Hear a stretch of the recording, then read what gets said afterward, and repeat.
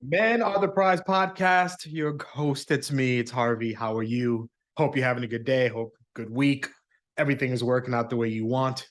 It's time for another great guest. It's another episode to hear a man talk communication, which is what I love. And I'm especially pleased to have Cedrick Bridgeforth with us this week. How are you today, sir?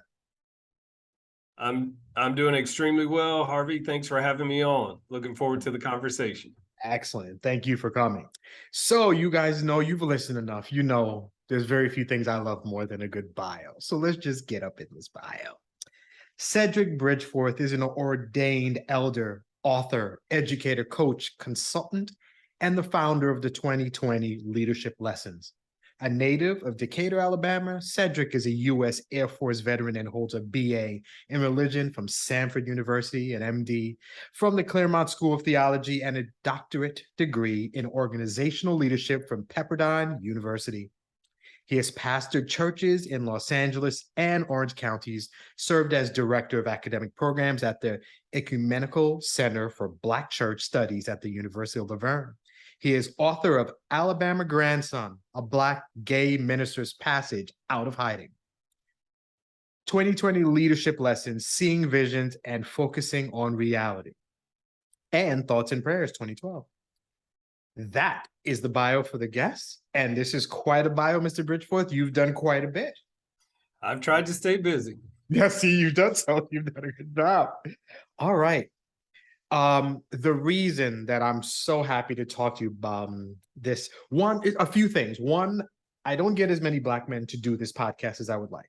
And that's the genesis of this podcast for me. I wanted to get Black men to talk because we have a hard time opening up. It's something that we're kind of raised to do. We're getting better, but I wanted to see if I can create a place for men to feel open, and in particular Black men. So that's one thing. Two, what I've always wondered is why Black men have a hard time opening up. And I feel like to a degree, religion may have something to do with it. Because I feel like in some cases, religion, a lot of what we're supposed to be, what men are supposed to be, is kind of predetermined. It's, honor your wife, do these, takes care of these things.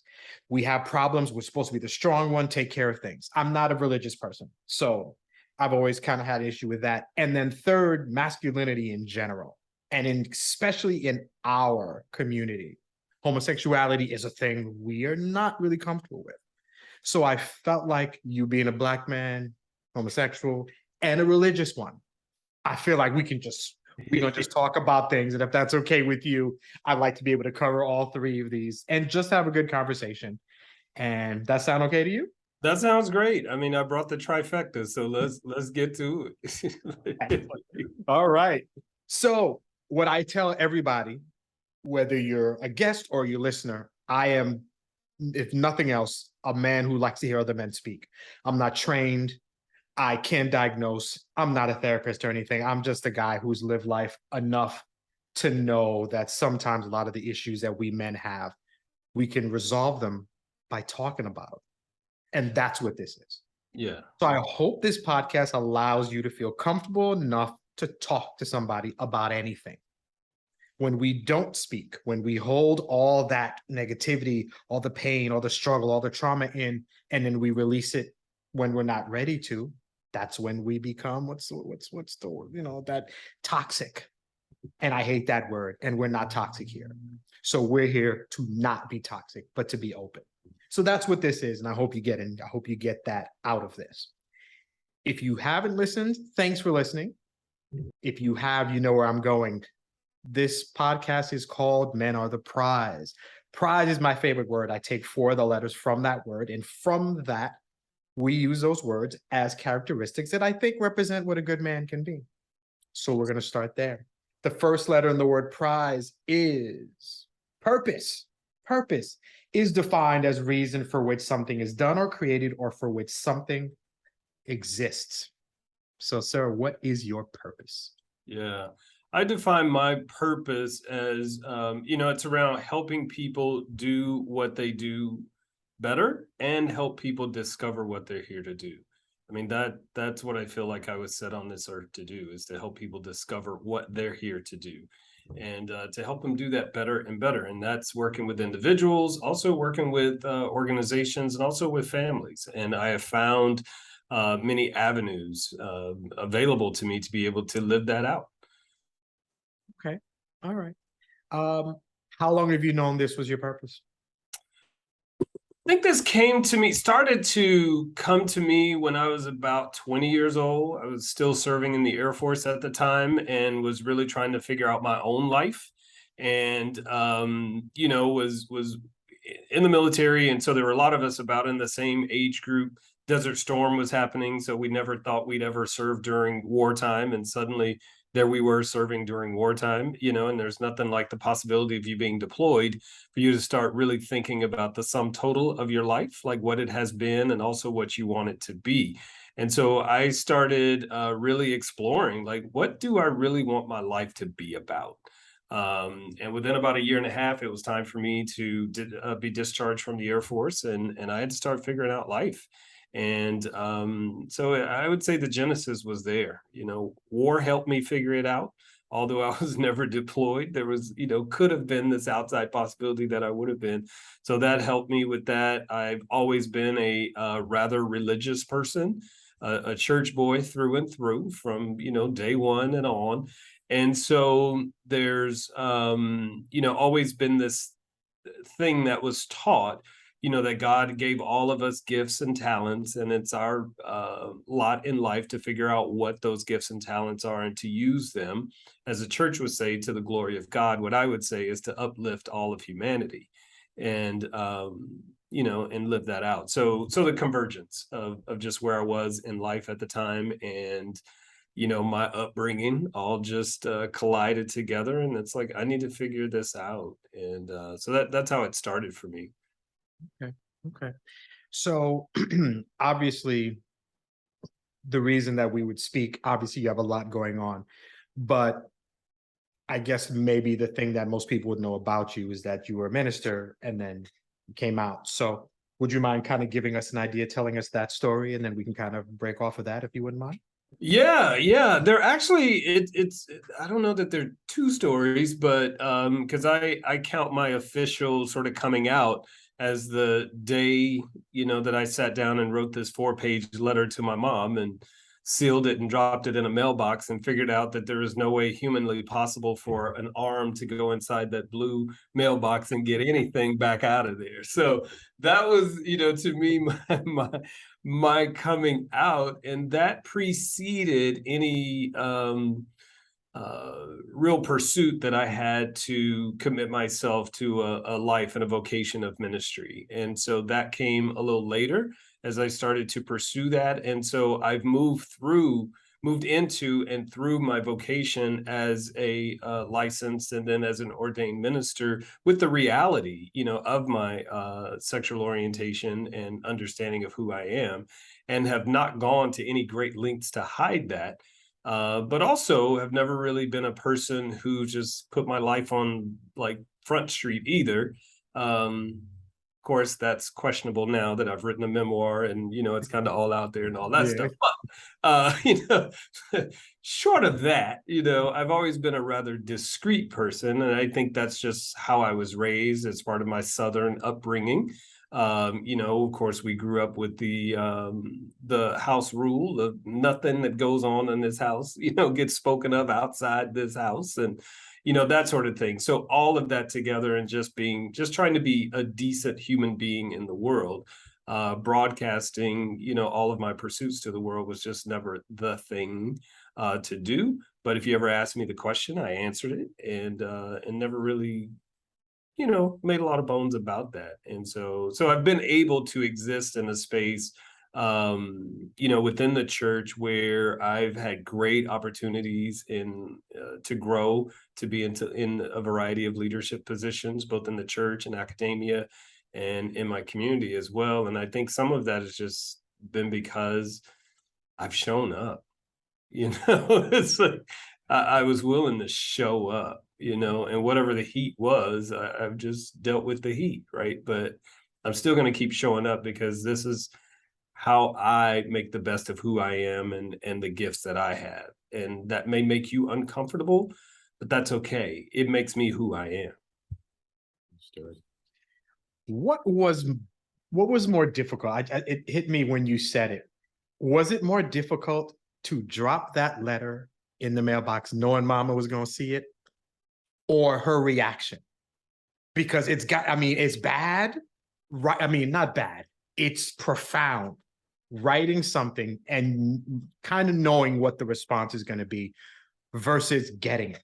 So was it that letter and dropping it knowing, oh, okay, here it comes, or like the actual moment? Oh, that's a great question, Harvey. They were both, kind of, I mean, thinking back to age 19, they were both big moments. I think dropping the letter in the box, because I couldn't control how she would respond. I could control whether or not I put it in there, and I had released it, right? So it's like, I've done what I can do, right? The most powerful thing I can do has been done. I have no more power outside of that. The rest of it is on her to do and say whatever she's going to do. But I can say that, this would have been in 1989. So, mail moved the way mail moved at that point. And so I knew about when it would arrive at her home in Alabama. And so I called her the next day because I knew that once she got the letter, there was no turning back, right? No matter what she read it and thought or decided, our relationship would forever be changed. And so I wanted one more moment of what it had always been. And so I called her the next day and just talked as though nothing, well, tried to talk as though nothing had happened. But she kept asking me, what's going on with you? Something seems off. What's happening? I've been working all day. I think I'm just tired, blah, blah, blah, blah, blah, and she wouldn't let it go. She wouldn't let it go. So a few days went by, and I'd gone down to visit a friend of mine down in Denver, and I was just, commiserate, I sent this letter and I don't know, and da, da, da, and she hasn't called yet. I know she's gotten it, and da, da. And I went in the bathroom, and I came out. He says, the phone's for you. And I was like, who knows I'm here? He's like, it's your mom. I called her. And he handed me the phone, and we talked, and ice broken, Okay. ice Okay. broken, right? And I mean, she wasn't jumping for joy right away, but she wasn't, an angry, fire breathing dragon either. I mean, she was my mom. She had questions. She was concerned, and all those things that a mother should be. And and we eventually moved through that. Yeah. Okay. I hear you, and I don't know, these are just bad thoughts. So in my head, I'm imagining it's kind of like it's before letter and like after letter. It's like it's like this delineation. It's like this relationship right up until she cracks that letter and opens it, and then everything changed. Is there in your, and obviously you guys spoke, ice broken, everything's okay. Was there a palpable difference in the relationship from the moment the letter was open and you guys spoke? Is there a difference that even you feel now, or maybe right when you spoke the first time? Yeah, there's a difference, but I think a bigger shift happened 2 years prior to that when we had the exchange about who my biological father was. I think that was a bigger shift. I mean, they were both big, but I think Right. that was the big chasm we had to cross, right? And this whole thing about my sexual orientation was a chasm, but I don't think it was as big. And maybe it's because we had already gone through this huge one, right? And now we have this bond, we have this information, and we have to figure this out together, right? And now here comes this other piece of information. And I think in some ways, her settling into this reality with me at age 19, I think in some ways it may have been guilt over that whole thing that we had gone through at 17. I think it may have been this, what came later, just as a confession that she had always known. if she had long since moved past suspicion and moved to this, yeah, this boy gay, and so, and just wasn't talking about it, right? And Right. eventually, years later, probably 6, 7 years ago, I asked her, like, if you knew, why didn't you ever say anything? She said, well, it was your business. I never wanted you to feel judged or ostracized in any way, and I wanted you to just bring it to me whenever you were ready. That's good. And yeah, That's and I was in my 40s when we had that conversation, right? It's Mhm. like, no, ma'am, no, ma'am. You do that at 14, at 15, at 16, so Mhm. that we don't have this other, long time of just trying to figure this out, by ourselves. The relationship between mother and son can be a complicated one, Very much especially so. especially when it's just you two and there isn't one. So, and I know these questions come to me, so my apologies. And I think you kind of answered it. Let's say the whole kind of determination of who your father is doesn't happen. The first real big, well, first big thing that happens, the real first chasm, like you said, is this. I guess you telling your mother about this. How do you think that would have been different if not for what had happened 2 years before? Mm, I don't think it would have been much different. Again, I think her confession, her revelation, that, oh, that wasn't just your like football buddy. Oh, that was, I mean, so she had all that. So I think with all that, um, I don't know that it would have been much different, because my mom's always, she's always been kind of cool, like Okay. all my friends all love my mom, Yeah. because she wasn't real strict with a whole lot of stuff Mm. and and everything. Now, you knew how far you could go and you need not, bypass those boundaries, but my mom's always been kind of cool, right? And um so I don't know. I don't think it would have been much different. I don't think it would have been much different. I think had one of my other siblings come forward with, this type of revelation, it may have been different because she Mm. probably would have been caught off guard, like, what? So Mhm. Mhm. I hear you. I have to say that the description of your mother begs the question then, and I can't speak from a position of experience at all. Why didn't you tell her when you were younger? If you think that she would have taken it pretty well. Or did you not know? Or Oh, I didn't think she would have taken it pretty well. ah, Yeah, I didn't live with that belief. No, not at all. Was again brought up in church and in, rural North Alabama in a relatively close-knit community. And my grandmother had this saying of, baby, you got to learn how to read a room, and baby learned how to read a room, very early in life. And so, it was clear, that, certain men, with certain mannerisms got different types of conversations about them, women who had long-term roommates, had certain conversation, there were certain yes, sir. conversations about them, Right, and right. so there was this understanding that though I felt loved and cherished, that this is not safe to share, right? This is not safe. And you put on top of that this psychology that I had of wanting to be the good son, the good kid, right? There was enough chaos around. I didn't need to add to it, didn't want to add to it. And so my superpower was to fly under the radar, right? And if I show up talking about I like boys, well, now all that attention, all that spotlight, comes this way.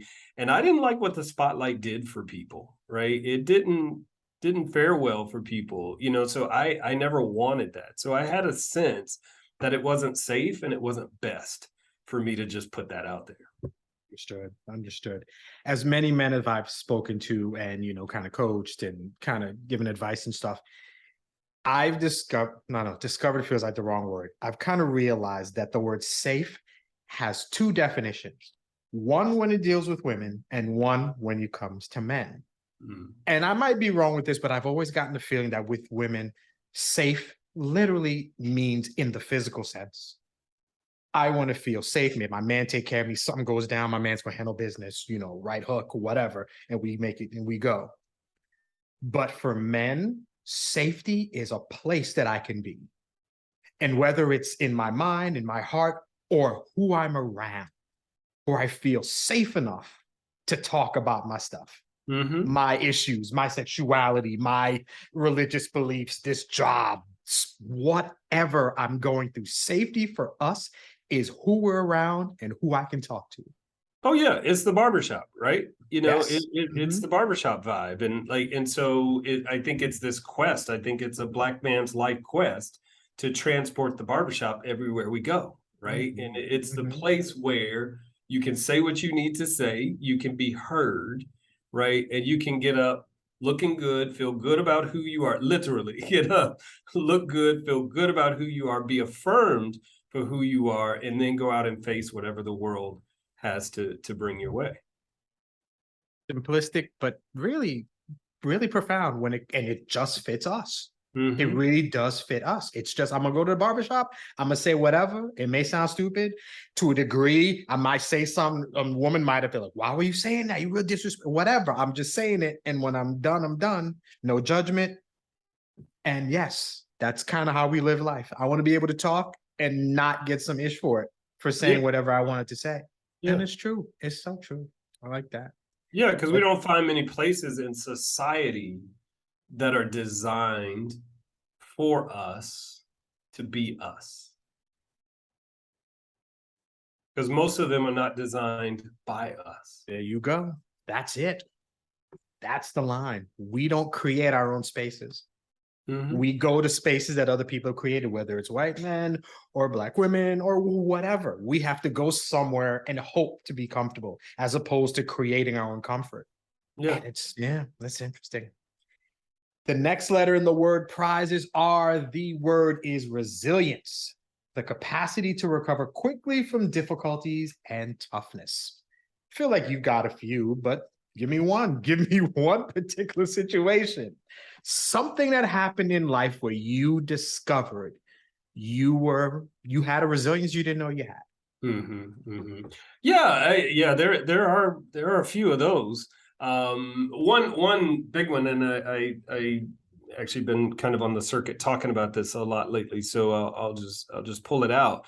Like in 2015, 2016, got caught up in a very litigious kind of situation within the church. I mean, this is 2022 right now, so what I'm talking about was like 6 years ago. There was still a thing called church trials. This is not just something out of Hawthorne or, old English literature. This is still a real thing that happens. And so I found myself in a situation where I was headed toward one of those, which would have meant that my 20 plus year career over.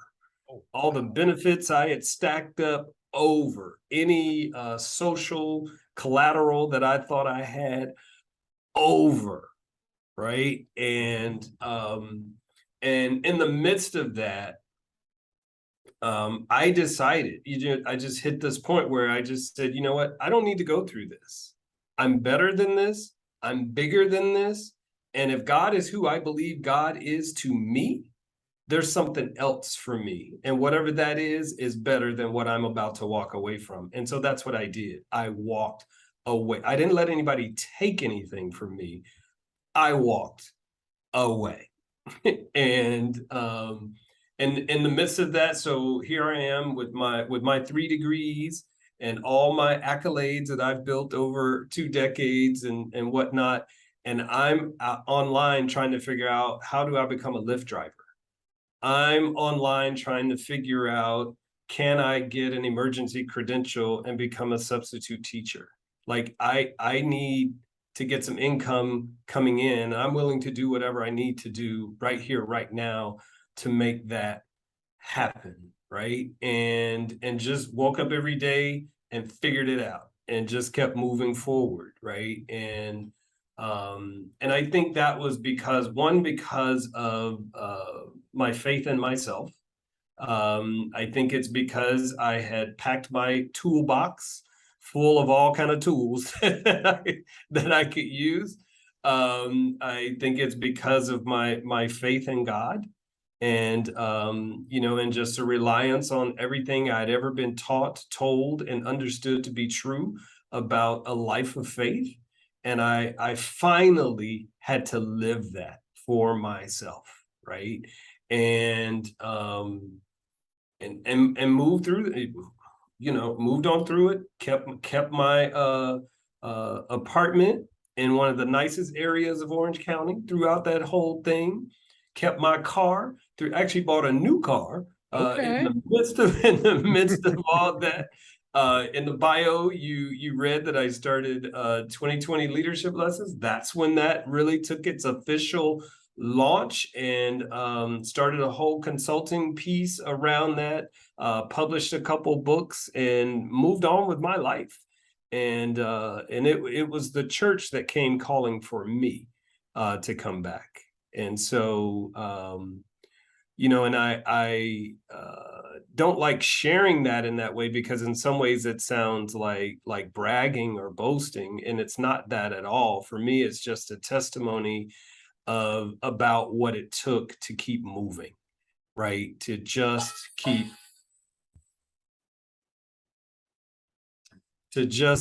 moving in the midst of what could have been a very bad situation, right? I mean, that could have been the end of everything for me, but it really became a brand new beginning for me. Just to be upfront, I grew up in a Seventh-day Adventist family. I am not a religious person at all. I am actually an atheist. So I'm always interested to talk to religious people and to kind of hear their stories and just see how they, how they go through life. Was your faith ever shaken through the turmoil that you go through, possibly losing everything? I guess situation with your mother, and in more than one situation. Is it a seesaw for faith? Are you continuously there? Are you low sometimes? Are you high sometimes? If you wouldn't mind, just say this to a person who doesn't really have it. Where's your faith through all the stuff you've been through? Yeah, you named a seesaw as a metaphor. I would call it a roller coaster, and I would call it one of those Magic Mountain, Six Flags kind of, Okay. here's the latest, here's the newest slingshot kind of thing. It ebbs and flows, and I, believe and have found that faith is not about how I'm approaching a situation. It's about how I approached a situation. So for me, I don't know that it's faith until it's in hindsight, right? Because I don't know how I got over. I don't know how I got through that, right? And so for me, it's in the looking back. It's like I just trusted in what was available, or a way was made, or an opportunity presented itself, and I was able to execute. And I think there are those moments in those situations. Well, I'm certain there are those moments in those situations where I'm clear that I'm trusting, I'm believing, I'm in this, can't nobody shake me. I'm not gonna, I'm like a tree that's planted by the water. I shall not be moved. You know that hymn. And so it's like, but then there are other times where I am clearly not the tree that's planted by the waters. I'm that tree that has, had his roots washed away, and I'm floating downstream, right? And I think those are the moments that teach me more about how I need to be and who I can be. I don't think those high moments, those moments where I look back and I'm like, yeah, I had it together. I figured that out. I conquered that. I don't think those are the moments that have really made me. It's those moments where I've just been floating and hoping to grab hold of something, or to be grabbed a hold of, that's made me stronger. And I think it takes more faith in those moments than it does in those moments when we seem to be riding high. Okay. Has the church grabbed you and given you that full embrace? Sometimes, yeah, sometimes I sense that. And there are other times where I'm like, these folk don't care if I live or die, right? You know, and because it's a human organization, right? It's a human thing. And as long as humans are involved, there's a certain politic that's employed. And so whenever there's a politic employed, there's an in, there's an out, there's an up, there's a down, there are winners, there are losers, and all that. And it just depends on the circumstance and your location at any given time. And so I say that sometimes, yes, you know, sometimes the church has truly been my lifeline. Sometimes the church has felt like a noose around my neck, you know, to be quite honest with you. Understood. Understood. We skipped the I in the word prize. We saved that for the end. The next letter is Z. The word, I love this word, is zeal. Enthusiastic devotion. What are you enthusiastically devoted to? My life verse is loosely translated from Colossians 3:23, which is a book in the New Testament way back there toward the end. Loosely translated is whatever you do, work at it with all your heart as if working for the Lord and no one else. Whatever you do, work at it with all your heart as if working for the Lord and no one else. When I'm in a secular setting, my mantra, my tagline is whatever you do, work at it. You know what I mean? So it works no matter where I go. And so for me, like the thing that I have zeal about, is in this particular season is really helping people to claim their own narrative and to share it with whatever enthusiasm and whatever boldness that they can muster. Because I think that leads to greater authenticity in our relationships. I think it leads to, more models, for younger people and for older people, for people in general, to be able to see and to latch on, because there's so much that each of us have experienced, so much that we've accomplished, so much that we've left undone. I mean, hallelujah for all the dreams deferred, right? I mean, if we could hear more of the reality of people's lives, I think it would help us get out of this comparative space that a lot of us live in. I think it helps us get off the judgment seats that a lot of us, like to sit up on. I think it gets us to a place where we're less afraid of each other and we're less afraid of ourselves, be it our success or our failures. And so for me right now, that's what I'm all about. Like, how can you claim your story and share your story with boldness, with conviction, and with courage, right? And know that you will live to see another day after you do that. Good. That's a noble thing to do, because there's a lot of people who can use that help. That's good to hear. People who, I guess, come to you who may be lost and aren't entirely sure if they're maybe ready to tell their story, or to be honest, maybe don't really know their story yet. How do you work with people? How do you lead them or show them their journey or their path? How do you work with people? I know it's a general question, but how typically would you work with a person? Yeah, it's a big question. It's a big question, and I appreciate it too. And I'm gonna work it out right here with you and your audience, right? So we're gonna work it out right here. Here's a little workshop for you, Harvey, right here, But I mean, there are several tools, several components that I employ and that come to mind in response to this question. One is shifting to this understanding that just really became real for me a few years ago. And that's moving away from this language about coming out or disclosing, ourselves, or any discloseting ourselves or any of that. And that's not just about one's sexuality. That's about one's hopes, one's dreams, one's fears, one's failures, whatever it may be. To move out of this space about we need to come out, but really to shift to this understanding of inviting in, right? And so because my story is what it is, my life is what it is, my truth is what it is. And by me telling you what my truth or my life or my story is, doesn't change it, right? But I can offer it as a gift that I'm inviting you to come be a part of, right? I'm not coming out of my truth. I'm not coming out of my reality. I'm not leaving that behind. I'm staying right here in the midst of it. And what I'm doing is I'm stepping into a space of gratitude, and I'm going to offer a gift to you and invite you to come to be a part of that. And so shifting that narrative, from that coming out kind of disempowering, approach to a more empowering, self-empowered, self-avowed, affirming, space of inviting in.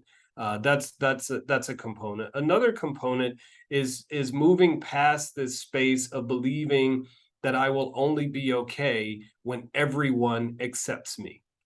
Shifting from the everyone to just one, right? Can I find one person that I know, love, and trust, and know that they know, love, and trust me, and share a bit of who I am with them and let them hold that with me, right? And then maybe when we grow in a place of comfort and courage in that, we together can invite someone else to hold this with us, right? And in doing that, I know I'm never alone. In doing that, I can never say there's nobody who accepts, there's nobody who understands, right? But I do have this one, or I may have this two, right? I don't need everybody if I have that. I don't need to convince everybody, right? And I believe it's in those types of relationships and in those types of spaces where we can be brave and vulnerable that we discover even parts of our stories that we have hidden from ourselves. And it's in those hidden stories that we discover the depth of who we are and what we truly have to offer to the world. And so I tend to begin in those places, in those spaces, and in those ways with folks. Excellent. Wonderful. When I talk to anybody and I hear people in their processes and such, I try to, obviously this is a podcast for men, so I try to hear it in the lens of how it would help men in general. And to me, I feel like the safety thing is what I keep feeling as I'm talking to you. It's this, you creating a space to feel safe. Somebody, I don't feel safe with all those people, but I feel really good with you. And as long as I feel good with you, we're good, I'm good. And then we'll see how the rest of the people work out. But I know end of the day, everybody else could have a problem. But when I get here, I'm good. I'm good. And that's important, especially for us Black men, especially for us. It's a big thing. I'm loving that. Every time I talk to somebody, I find something that I like something positive. A good thing for us Black men. Safety is so, I don't think we take it as seriously as we need to. Right. And in this day and age, we need to, right? We need to, because there's so much that's not safe for us, right? And whether we know it or not, right? I mean, because we create all kinds of narratives about, well, I'm not a gangbanger, or I'm not a this, or I'm not a that. And so why would anybody assume I'm a threat? Or why would anybody assume well, you don't control what people assume. You don't control the narratives that just exist out in society about you. You don't, right? But what you can control is how you show up in these close, intimate spaces that you've crafted and created for yourself that can really be a wellspring that fills you daily so that you can go out in the world and deal with whatever you can't control. I usually ask this question later on, but we're kind of circling it. So I'm going to ask now. A lot of men that I talk to and kind of help them and guide them and such, I ask them two questions. One, what do you do to self-soothe? What do you do when life is just throwing it at you? It's jabs, left hooks. Life is killing you. What do you do to relax? Life is going to be that way. It's not going to stop. But what do you do to just get an hour or two to kind of recover, to kind of get your bearings? But that's not the question I have for you. The real question is, The real question is, do you have a person, and forget your mama, your daddy, your significant other. Do you have a person right now that you could crack that phone? Hey, I did something so stupid right now. I don't even know why I did it. I need to talk about such and such. Do you have that person right now who you could call? I did such and such. They'll be like, I don't even know why you did that, Cedrick. That's some dumb ish. But you could lay that at their feet. And when that conversation is done, you feel good about it because it's a safe place for you to love. Do you have that person? I have two of those. And in fact, last Sunday, we were out. A group of us were out. We were with a group of people, and one of my two was next to me, and a whole, this group of guys, so a whole circle of shenanigans was happening around the circle.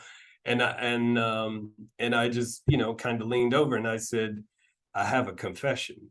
And he looked at me and he just was staring at me, and I said, what are you doing? He said, you said you have a confession. I said, and I'm going to use words. He's like, oh, I was starting to read your mind. Like, I didn't think you were going to tell me here. I was like, I'm not going to tell you here. He's like, oh yeah, I was getting ready to get that. So, and we've been friends for over 20 years, right? So, and we have that, right? It's like, I have a confession, and he was ready to like just tune in. And so yeah, I have two of those spaces, and it's one of those things where the relationships are such that we don't have to say, I'm sharing this with you and this is where I expect it to stay. It's the space we live in, right? I mean, we live in that space. It's like, I'm talking to you about me. And so unless you're talking to me, this won't be talked about, right? I mean, that's just understood. We've even been in situations where we were with other, larger parts of our circle, and they're like, oh, I didn't know that. Well, he knew. I thought he would have told you. And it's like, why would you think that? Like, why would you think that? Whenever somebody says to you, he told me, everybody in that room who knows me is going to look and say, that is a lie. He didn't do that. Well, since I mentioned it, what do you do to self-soothe? Yeah, for me, I've gotten into cycling over the last couple of years, and so that's been great because I had to stop running because it's getting, to a certain age where I didn't want to mess up my knees, and so let me leave that alone. So I started cycling, and that's really been a really great thing for me. And then I write. I also write. Yeah, those two things kind of take me where I need to go.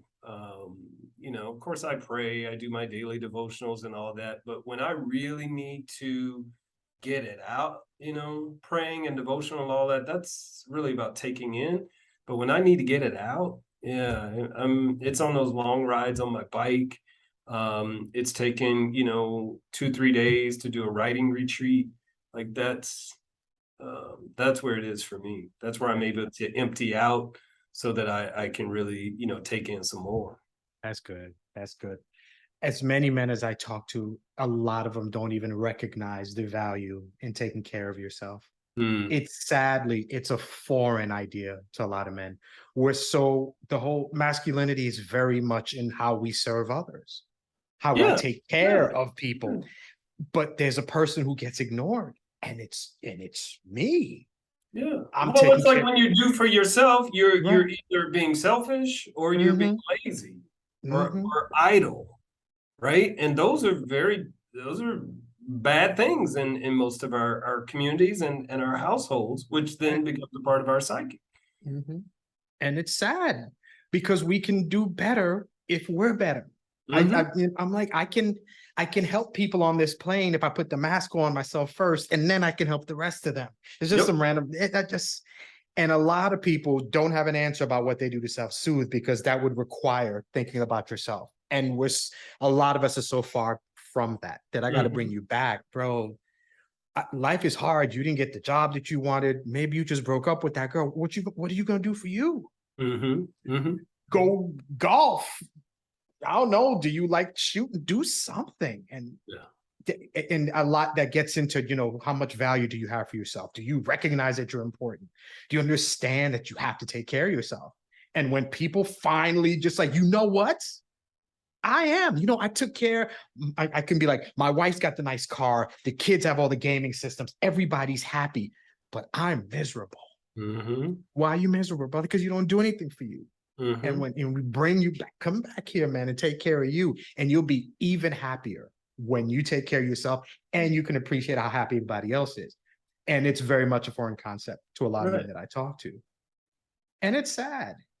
I think it's one of the things why I like this talk and why I'm enjoying talking to you. Value. Yeah.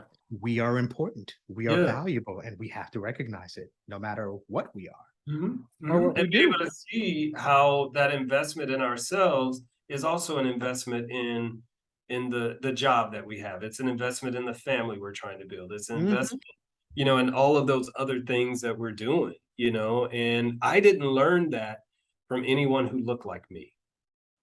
I didn't,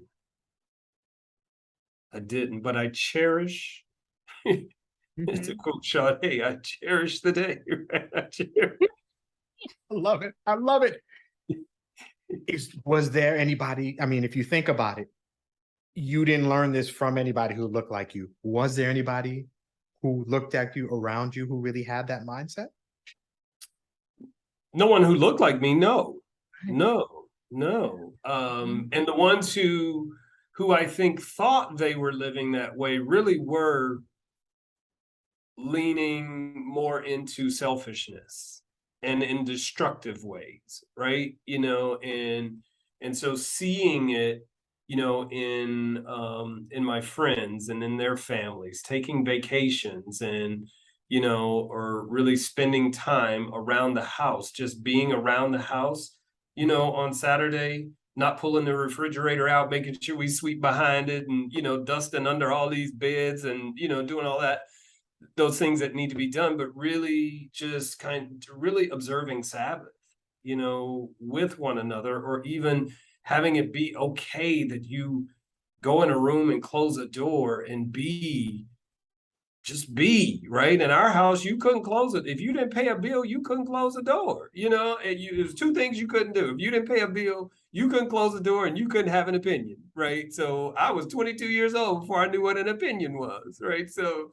that was just reality. So there was no sense of being by yourself, right? It wasn't allowed. And if it's not allowed, it can't be valued because it can't be experienced. There you go. Exactly. The last letter in the word prize is E, and the word is expectation. A strong belief that something will happen or be the case in the future. So you help people who come from whatever situations and they try to deal with things, deal with life. After somebody has spent time with you and you've been able to counsel them, maybe help them find themselves, whatever you do with them. When they're done with you, what do you expect them to have gotten from you, from the time they spent with you? Yeah, from the time, I expect them to be self-affirmed. I expect them to have a greater sense about who they are and the worth and the value that they bring to the world and to the relationships they're in. And I expect them to share what they have gained with someone else. And that's not so much to, detail it out. Well, I discovered this, I discovered that, but to show up differently in a variety of spaces and have people get it. Right. And then if you are so blessed, so lucky, so inclined, then you get to share. These are the steps I took to make the change or to experience the transformation that I'm experiencing. Like that. You can tell people that you're happy, or you can show them that you're happy. Seeing somebody who you may have seen in the past kind of going through some things, and then seeing somebody who is better off. Yeah. That is big. Yeah. That's a different person. Yeah. And it's biblical. There's all kinds of Bible stories about that, right? About people showing up differently and the townspeople trying to figure out what happened, right? What happened? So just to keep it We keep it biblical. I'm cool I got to with that. keep a day job too, Harvey. So I need to Understood. plug that right in there too. Understood, brother. Understood. We're going to go to that middle letter in the word prize. It's I, and it doesn't represent a word, but it represents who I speak to. So in this case, it represents you. If we take off the shackles, every title, everything that we are expected to be, when you aren't a brother, a son, a significant other, a pastor, an educator, a friend, an employee, a music lover, anything, we get all that off of you. Who are you? I like that question, and I appreciate the fact that you pulled it in at the end. For me, I would say that I am a lover of God. I am a lover of myself, and I'm a lover of those who are willing to journey through life and do life with me. I like that. See, that's simple. That's simple. I get a different answer from every person, and I respect a good answer. I like a good answer. I also respect people who are still trying to figure it out. Some of us just don't know yet. Yeah. And that's okay too. Yeah. To be like, I don't know who I am just yet. I'm still trying to figure it out. And recognizing that it's still okay to be searching is a good thing. Yeah, I think there's value in those stories, right? Because there are more people in that space than not, and I that goes back to something I was saying earlier. I think those models, those stories, that narrative, more that we can hear from one another, the more we can appreciate where we are, as opposed to, oh, they've got it all figured out. I don't need to listen to that. They don't really understand. Like, no, we're all on a journey, right? And we are all at different places. All we have to do is keep moving and we'll all get to different places, right? Oh, yes, so true. Through everything life, have you had any ebbs and flows in terms of what you've considered masculine to be? Yeah, very much so. Growing up, in a house, I grew up on a farm. I can give you that. I grew up on a farm, fifth generation, farm that's been in the family for 5 generations. And so there's nothing more masculine than farm work in Alabama, in that red dirt in a cotton field. And so I understood that in order for me to be accepted and to blend in, I needed to participate in the farm work whenever, the opportunities presented themselves. And when I decided, after doing that for a couple summers, I decided I didn't like that. I didn't like being out in that hot sun. I didn't like, riding on the back of that track. I didn't like doing all that.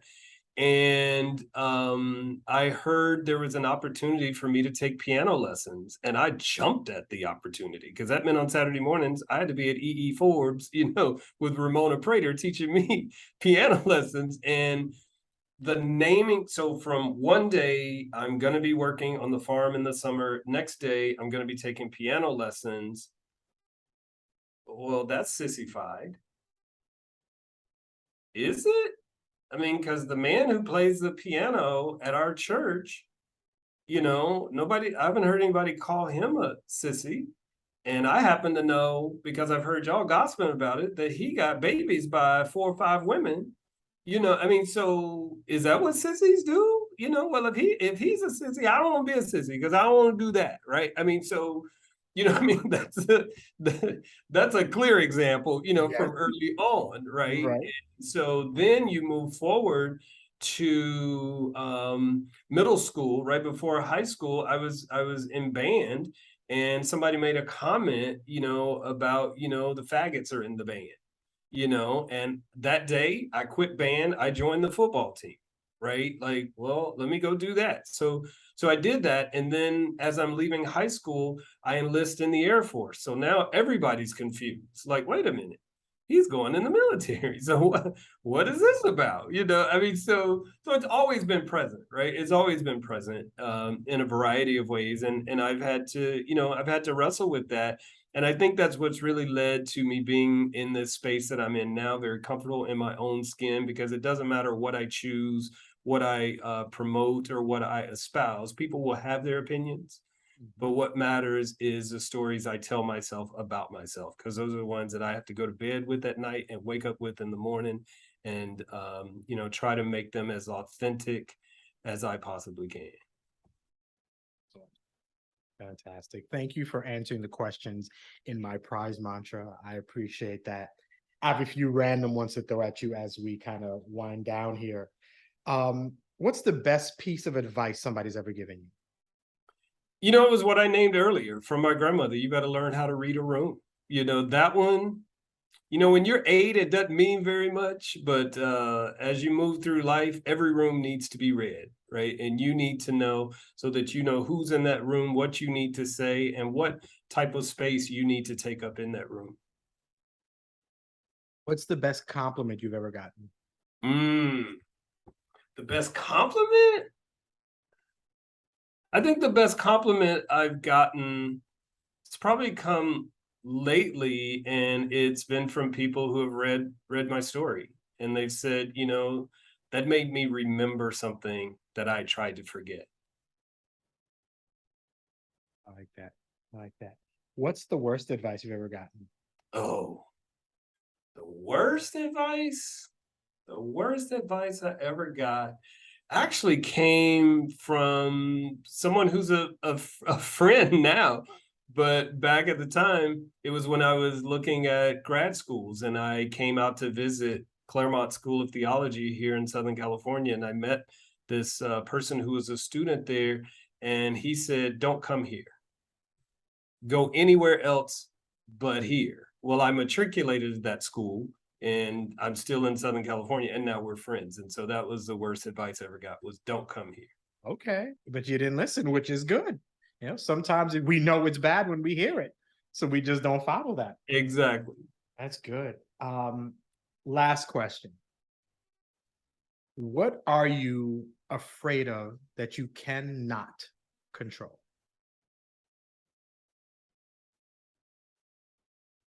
What am I afraid of that I cannot control? That I cannot control. Well, let me think of what I can control that I'm afraid of too. So, I think it's about my nieces and nephews. They've really been on my heart a lot over the last few years, because they're moving well into adulthood now. And, my fear is that they will fall into habits and traps, that have already been set for them before they realize they have far better options than those that they see right in front of them. I'm a father of 4, and I've talked to people, I talk to men, so obviously I talk to a lot of fathers. And I think it's in our nature as men, we're here to fix things. We're fixers by our nature. And a lot of times we want to fix I don't know, fix is the right word. I want to prepare our kids for what's about to happen. And I can see something bad, like a mile in the distance. I can see it. I have an 18-year-old son. I can see it. I can see it. By the way, 18-year-old daughter, 18-year-old son, 16-year-old daughter, 12-year-old daughter, 7-year-old daughter. That's what I'm dealing with. That's life for me. So for my son, because he's the oldest, and let's just stop and pray right now, Harvey. So I can see it. It's a girl. She's pretty, but it's probably not gonna work out. And I want to tell him, just be careful, chill. But I was a kid, and I know I wasn't listening to what these people were telling me. And as much as I would like to protect you from what you're about to do, you probably have to do it to discover, to learn it. I could tell you, but you got to see it. And it's the worst thing, because I'm like, oh my God, I know it. I could feel it. The signs are there. He's just not reading them. So I hear you when you're talking about your nieces, and like life, this stuff's going to be thrown at them. And I don't do that. And we can't. We gotta let them do it and just kind of be there. Yeah. After they've done it, and kind of be there to support them. Be there to hug that big 6-foot son of mine. And like after he gets his heart broke, or I wish I could have helped you, but it's better for you in the long run. Mm-hmm. So it sucks, but it's life. It Mm. is, and we just have to deal with it. It has been an absolute pleasure talking with you, sir. It's Yeah. been fantastic. Where can the listeners and the watchers, where can they find you? Social media, websites, speeches, talking, give it all. I want to hear it all. Yeah. I'm easy to find. You know, that's the beauty of my name. It's unique. There's only one in the world, Cedrick Bridgeforth. So you can always find me at cedrickbridgeforth.com on all the social platforms. Cedrick Bridgeforth is just right there. So, you know, so log on, calendars, all that. Any books or any of those things out there are available on Amazon or wherever you get your favorites. Fantastic. Okay. All of that will be in the episode notes. I feel better. I feel good. Like we talked. I feel fulfilled. I feel like I learned something. I feel like I made a new friend talking. Oh yeah.